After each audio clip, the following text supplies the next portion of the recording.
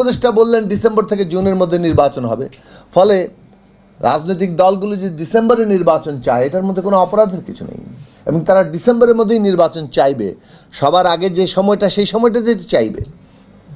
যদি ডিসেম্বরে আয়োজন করা না যায়, কেন যাচ্ছে না সেই ব্যাখ্যাটা সরকার দেবে।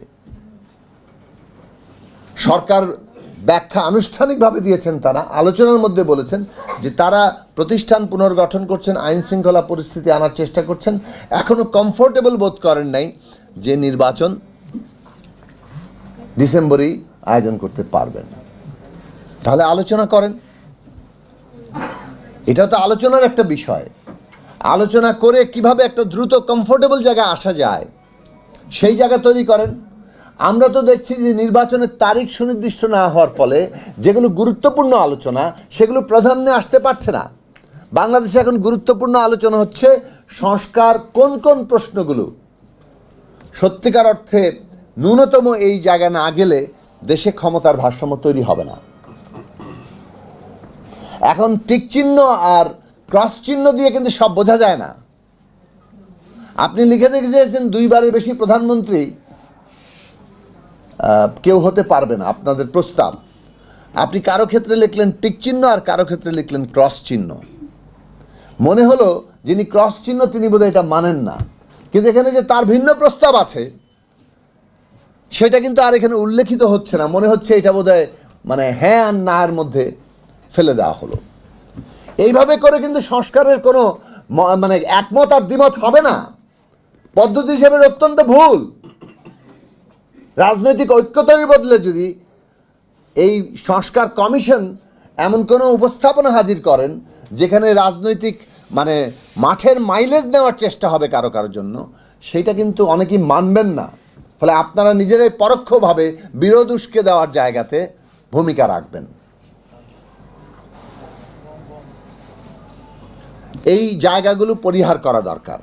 সত্যিকার অর্থে কোন জায়গাতে ক্ষমতার ভারসাম্য তৈরি হওয়ার জন্য অপরিহার্য সংস্কার, সেই জায়গায় আমরা ঐক্যমত্য হতে পারছি কিনা। যদি না হতে পারি তাহলে সেটা নির্বাচনের ম্যানিফেস্টোতে যাবে।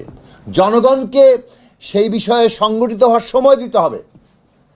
আমরা যারা মনে করি প্রধানমন্ত্রী 2 মেয়াদই হওয়া দরকার, সে যদি শেষ পর্যন্ত ঐকমত্য না হয়, যারা বলছেন 3 মেয়াদে, যেমন বিএনপির প্রস্তাব হচ্ছে তারা 3 মেয়াদ পর্যন্ত চান, মাঝখানে একটা বিরতি সহ। এটা তো কেবল ক্রস চিহ্ন দিকে বোঝা যায়।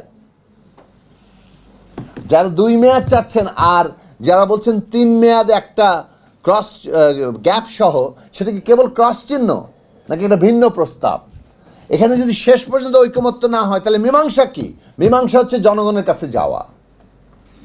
জনগণের কাছে যাওয়া, জনমত সংগঠিত করার এই যে কাজটি, সেটা আমরা করতে পারছি না। কারণ নির্বাচনই কবে হবে আর সংস্কারের এই জায়গায় কোন জায়গায় বিরোধ এবং ঐক্য, সেটা তো এখনো পর্যন্ত ফয়সালা হয়নি। আপনারা 15 জুলাই পর্যন্ত সময় নিয়েছেন, ভালো কথা। 15 জুলাইয়ের মধ্যে এই বিষয়ে কতটুকু ঐকমত্য হলো, কোন কোন বিষয়ে দ্বিমত আছে, কারণ এগুলো অনেকগুলো এখনো নেগোসিয়েশনের বিষয়। এখানে অনেকগুলো বিষয় আলোচনার বিষয়।